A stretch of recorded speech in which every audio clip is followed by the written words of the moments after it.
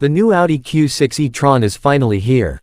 Following our test of a near-production Q6 E-TRON prototype in July 2023 and reveal of the handsome cockpit with all its digital screens, we finally have all the details. Under the skin of the Q6 E-TRON is Audi's premium platform electric architecture, shared with the Porsche Macan EV and used here for the first time with Audi badging. It's an 800-volt system incorporating two electric motors with bias towards the rear in both power and vehicle weight.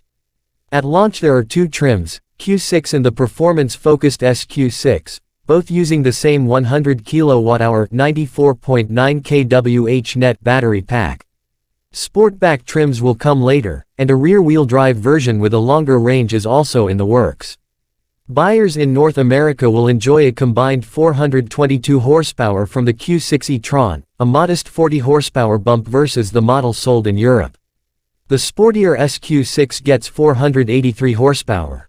With launch control activated, output rises to 456 horsepower in the Q6 and 510 horsepower in the SQ6 for better acceleration.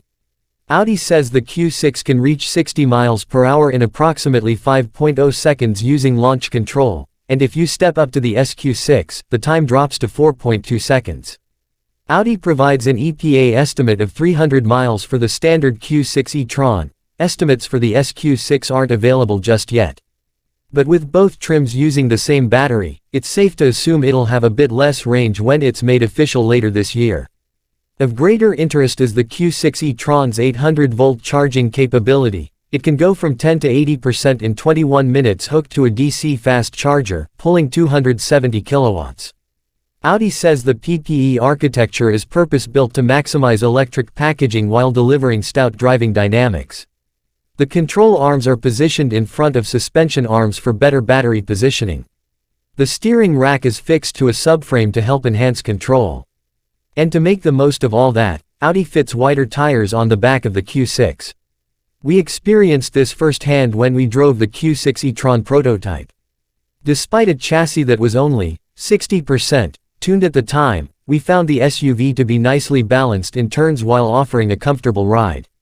The SQ6 was sharper still, and now that Audi has things fully dialed in, we're understandably curious to sample the final product.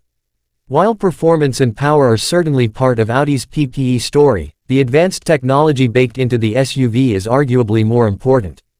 The Q6 E-TRON's E3 end-to-end electronic architecture is a built-in assistant that relies on AI to not just manage the various Android-based systems, but to offer proactive suggestions based on learned behaviors over time. There's even an avatar for the AI that shows on the center 14.5-inch display or in the optional augmented reality heads-up display. Other digital screens include an 11.9-inch driver display and a 10.9-inch passenger screen that the driver can't see.